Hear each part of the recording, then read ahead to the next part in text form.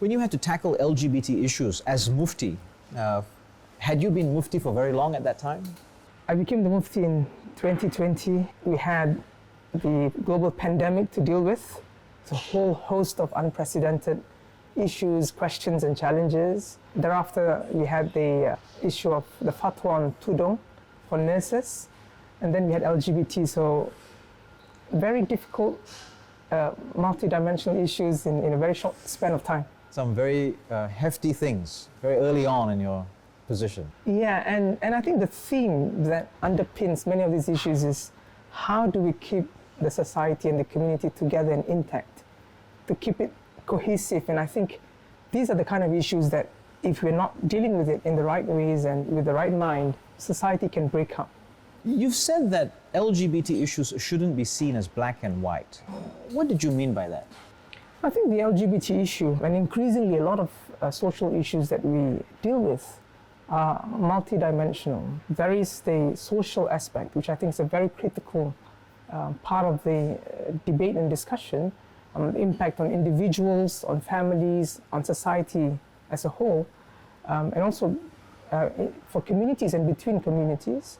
There's also the legal aspect, and for communities like ours, the Muslim community, there's also the theological aspect, the religious teachings and doctrines and values. So it's multidimensional, and we have to look at all these aspects before coming up with a particular guidance or direction.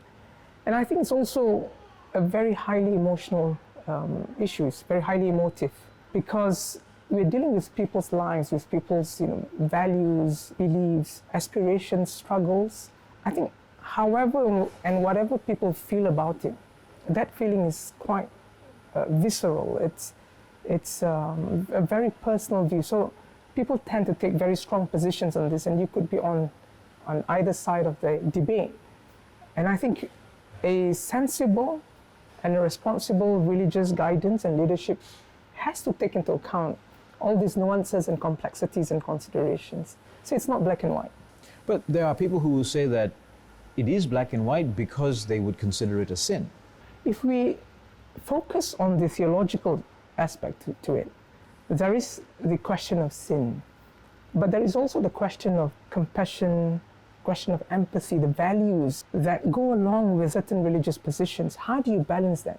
And I think it has always been a challenge for us to strike that delicate balance. How do we bring these values when we also convey the religious doctrines and teachings to the community, as we deal with many other kind of behaviors and actions as believers, as Muslims? Is that balance reflected in the statement that MUIS put out in response to the proposed repeal of 377A?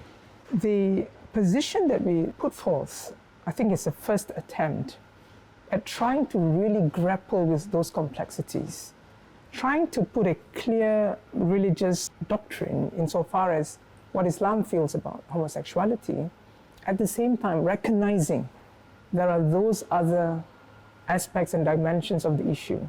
There are individuals who self-identify as Muslims, but also as part of the LGBT community, who may be conflicted in their sexuality, who may want to remain as very good Muslims, at the same time struggling with the sexual identity. So that is that dimension that needs to be addressed, that needs to be tackled. There is also a society that is beginning to evolve and change, getting very diverse, and also with very strong opinions on this particular issue. How do we, I think as a responsible community, how do we contribute towards keeping our society intact, cohesive, strong together, at the same time recognizing that we have different and strong views on certain positions? The statement didn't read like a first draft to me and to, I think, many members of the public. It seemed to come across as a very considered and mature position. It's part of a process, and it's actually the first step that we're taking.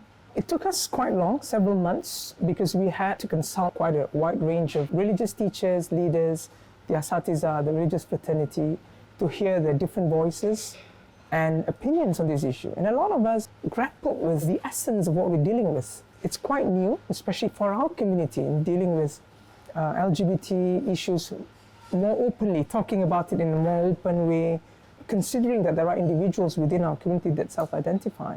And it wasn't easy. But I think this is just a first step, because we need to think of what is a kind of advice that we could offer, and what is a kind of support that we could offer for individuals who need that support to remain good Muslims, to remain connected with their faith, at the same time feeling conflicted with their sexuality. You had multiple views coming at you. What it demonstrates to me personally is that this is not a black and white. My fellow asatiza, religious teachers, would have told us it's not difficult, it's not complex. Just put out a position, what Islam says on homosexuality, and we move on from there. But it wasn't. And the reason was because they recognize that it is their duty as well to provide the kind of guidance and in dealing with homosexuality from an Islamic perspective, whilst recognizing that we are in a diverse society, multi-religious, multicultural, and open society as well. There are freedoms in our society to adopt a particular lifestyle. No one forces us to adopt it. No one stops you from adopting a particular lifestyle either. But these are the very freedoms that have allowed us to pursue our religious life, to uphold our own religious values and teachings. So I think a lot of people fear the freedom because you're free to choose. And to some people, this freedom can destroy. But it is the very freedom that also allows us to, to practice our religious life. So I think they recognize this. They recognize this tension. It's a very pleasant but complex conversation that we're having, and I think that's reflected in the time that we needed to think of the right kind of position to put forth, recognizing all these developments around us and within our society. Were you concerned at any stage about how the process was going? I think what was most important is that we had the courage to talk about it more openly amongst the community of asatiza and religious teachers and leaders. We had never done so in the past. And one of the issues then was, when could we come up with something? So there was always that urge of, there is a timeline at which point we should come up with a position. I took the personal position that we cannot rush this.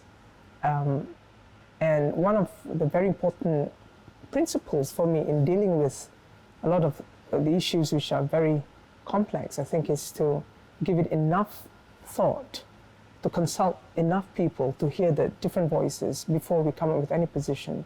And to me, this is an issue that we should not rush, because it's a generational challenge. It is for this generation to sort of chart the path ahead in dealing with the shifts in our society. So for us in particular, how do we uphold our religious traditions and at the same time being inclusive, creating an inclusive society? How do we convey our religious doctrines and teachings and at the same time being compassionate? So these are not easy questions. These are really difficult questions for us. Do you see a generational shift? I think it's more of the question of what one's environment is, regardless of age or position in life and one's role.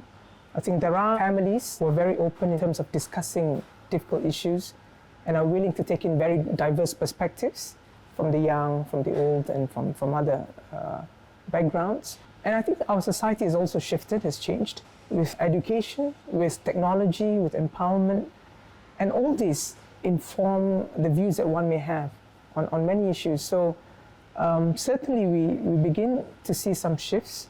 I think the challenge for us is, how do we contribute positively to this change?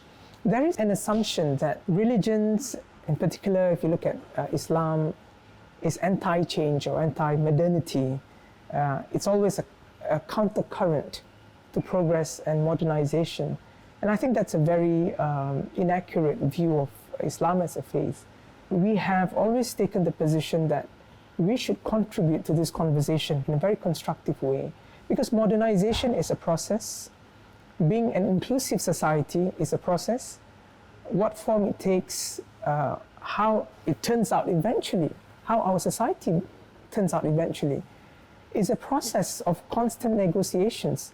And we should be part of that process, contributing to those conversations. It's not a case where, as a mufti or as a Muslim, you embrace change unquestioningly, or without kind of a critical thinking of as to what what happens now and in the future. But rather you should contribute to the process by putting forth your values, your principles, and how you think a society can become better in the future. And I think that's also where the statement is coming from. Did you personally have an intellectual struggle? I do, of course. And my particular struggle is, again, in trying to place the values of that are taught in my faith, compassion, empathy, kindness, charity, in the context of what we're dealing with people who hold on to different values in terms of sexuality and even the ideas of family and relationships. At the same time, to recognize there is a line that has to be drawn at some point between religious authority and individual autonomy. At some point, our authority stops and the individual's autonomy takes over. They have the choice to make their own decisions, guided by their moral conscience and compass. Our role is to provide that moral compass from a religious standpoint. How do we do that? How do we balance it very carefully? And this is for the longer term good of society and the community. So I think that is a struggle that continues with me, and I think we are just in the process of starting to talk about it more openly and trying to find what are the best directions ahead. Have your views and positions changed as a result of the struggle? I think it's a cardinal rule in my job and in issuance of guidance, religious guidance, to really understand correctly and comprehensively what we're dealing with. And I think that there's a lot to be still yet to be understood. So we can't pretend that we know everything. And I think as we move on, certain things will evolve and our thoughts on this will also mature accordingly. You talked about taking time to consult, to gather views, but society and the world can change quite fast. How do you ensure the relevance of religion to that process then, if there's a need to go slow to gather all the views, and yet the world is changing fast around you? If you look at the LGBT issue in other parts of the world, some countries have moved very far ahead, on the scale of how they deal with homosexuality and LGBT issues. Some have even gone way beyond, and in terms of gender identity and dealing with those kind of issues.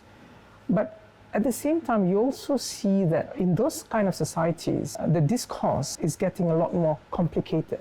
In other words, there are counter movements within the society because there are new concerns that emerge. So I think, if anything, it tells us that with this kind of very profound social changes, I think it needs time. In as much as there is a very strong desire for things to move quickly and change quickly, I think we need time to process what is going on around us. We're not speaking of decades of thinking about issues, but at least you need to think of a thorough, robust and comprehensive process of hearing different voices to first understand the issues accurately, and then look at your traditions, look at the principles and values and how these relate to those kind of changes. Today we look at the implications, for example, of massive industrialization and the impact on the climate. So we are beginning to ask ourselves very fundamental questions of our duties and responsibilities to the world, to the climate, to the environment. And so there is always a kind of a rethink as to what would have been the better approaches in dealing with progress in that sense. And I think this social challenge that we have, social issue that we're dealing with, is also an example of why we should spend enough time to think about it and put forth a response that I think will at least relate to the challenge and resonate with people in dealing with the challenge, and not to take quite a simplistic approach in the interest of rushing through things. And I could be wrong, but I personally feel that it is my responsibility to exhaust all avenues of thinking about issues and give the issue its due consideration before coming up with any particular position, in particular if this involves a very fundamental shift in our society. But along the way, there are frictions within the community as these matters remain unresolved. I've met individuals who say they are gay and Muslim. I've met individuals who will say that you can't be both. One of the individuals that I've met says that he's welcome in the mosque, even though he is known as someone who is gay, but his friends wonder why he's allowed in the mosque. How do you deal with and resolve these types of frictions within the community? Specifically to the issue of Muslims, I think one of the important aspects of talking about friction is really what are the sources of friction in this kind of situations. One of which is that there is still some level of uncertainty for many people on what is the religious attitude towards homosexuals and homosexuality in general, as it relates to religious practice, as it relates to religious spaces. So some may think that you should welcome anyone who comes to the mosque. Some others may think that, well, the mosque is not a place for homosexuals, for example. When someone comes to the mosque, what is the first question that we ask and we think of? I think the first question should be that this is a Muslim who wants to go to the mosque and get closer to God, have a closer relationship with his or her creator, as a Muslim, as a believer. Whatever the sexual orientation, which in most cases would be a private matter for the individual, is something not for us to question, not for us to judge at the point in which someone comes to the mosque. Otherwise, you would need to ask, and it's a completely wrong practice, everyone who comes to the mosque on their private life, right? On all other aspects of their personal life. And I think that is not the right thing to do as a Muslim and as a religious institution. So one of the sources of friction is really about understanding the religious position and attitude toward such individuals or segments within the community. And this is something we are working on as well. But the other important thing, insofar as the source of friction, I think is really because for some people, this is a conflict that needs to be resolved with one winner at the end, whether it's mainstream Islam or the majority. And that's almost a kind of a zero-sum game mentality, which I think is not the right attitude to adopt in dealing with this kind of complex challenges. You talked about not wanting a zero-sum game mentality amongst the people who consider this. Why is that important? Is there a danger that you're worried about?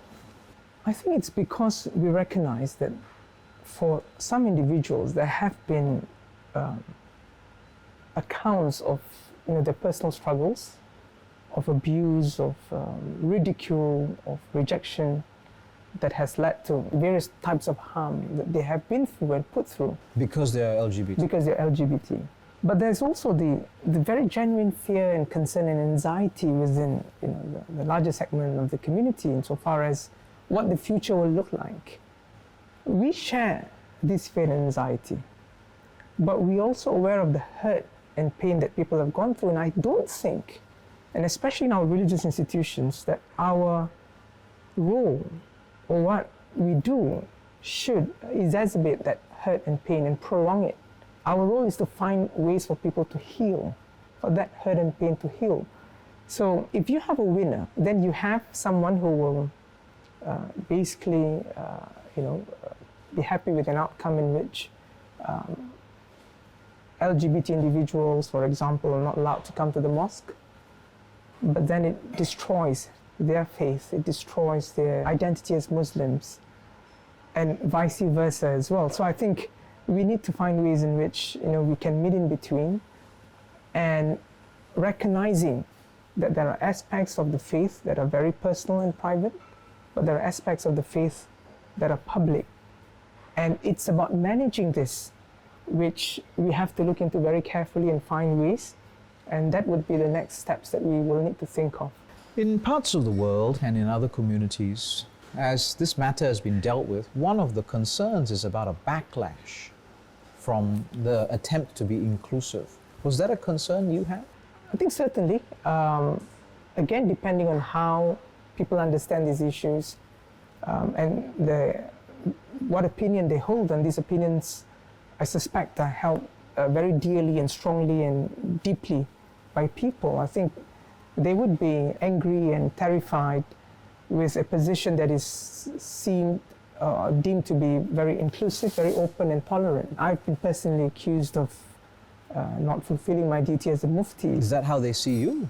I've been personally accused by some people, in particular online, as being derelict in my duty as a Mufti, because I was seen to not have objected very strongly in very strong terms to the repeal of 377A, for example, from which such people considered that we have taken a very liberal, open view on homosexuality. And I think, again, this is the danger of, oversimplifying what is, in actual fact, a very profound, very fundamental challenge in our society.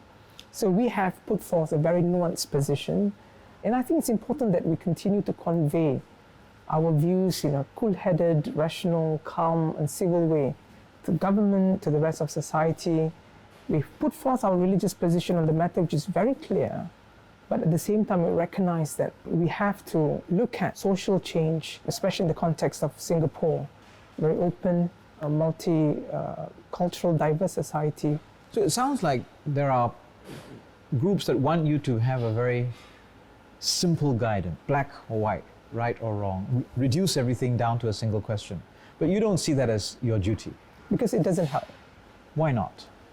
For people who struggle with the religious position and continue to have ambiguities on it, we have an answer for them. We have guidance for them. And we say that if you're in doubt of whether, as a Muslim, you can practice homosexuality, then our response is no, you can't.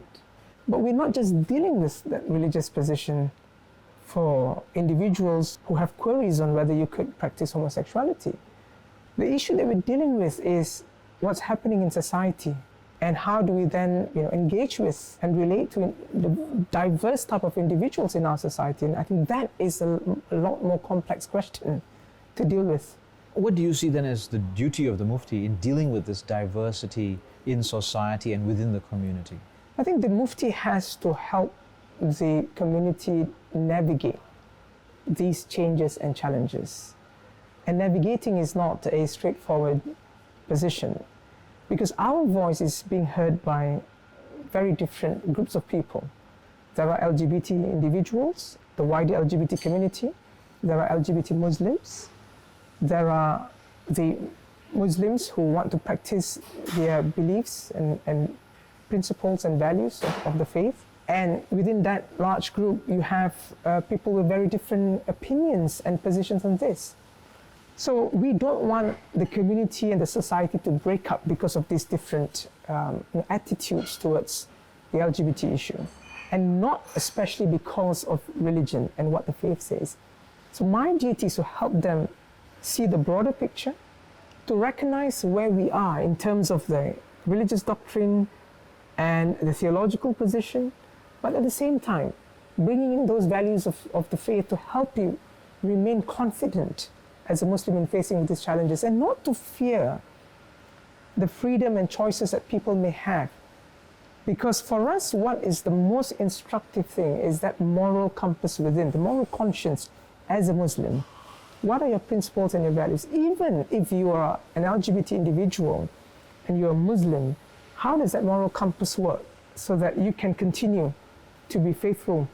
At the same time, you're able to deal with the challenge of homosexuality in a more confident way. You talked about this line, this balance between authority and guidance and individual autonomy. So when it comes to a LGBT individual, who decides if they are part of the Muslim community? That individual, the community, you? I think faith has two important dimensions. One, personal, and second, communal. Personal, it's a very deep belief in the Creator, in God, in your faith, in Islam. And it's not for anyone to question that, because it's a very unique relationship you have. And it's through your life experience, through the ways in which you make meaning of life around you, that you may continue to maintain that faith. And I suspect for a lot of people, LGBT or not, I think that personal dimension is extremely important to them, and they wish to preserve it that way. But faith also has a communal dimension, a community of believers. And here we speak of the Muslim community in Singapore.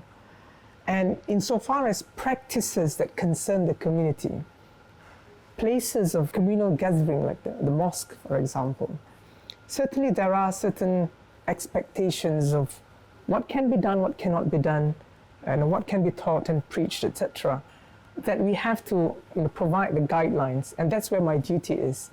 So for any such individual, no one stops them from having this personal relationship with God, and it is not for us to comment on that. But where it basically crosses over into our area of interest is when they begin to preach that personal faith according to how they understand it in ways that may conflict with how the wider community understands a particular issue, whether it's homosexuality or anything else. I think there are certain set of teachings and doctrines and principles that we live with as Muslims and we protect as a community, the idea of the family and many other things.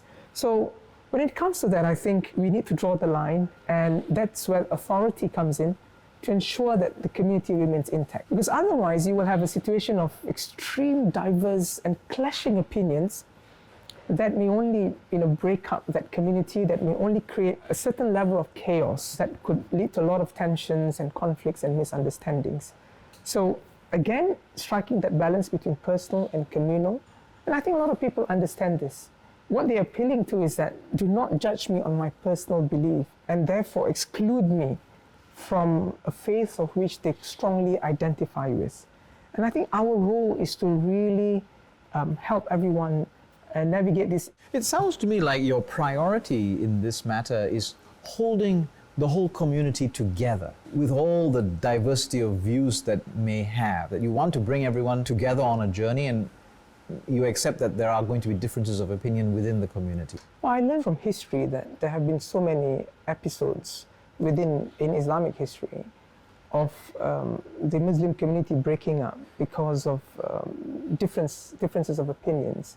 I think in our context, if we don't manage this carefully, I mean, that could happen as well. And looking at the regional context of very different voices and attitudes and opinions. So I think it's important that we continue to engage the community widely on these issues and try to have a moderate position which respects our traditions, our doctrines and teachings, whilst at the same time helping people navigate some of these challenges.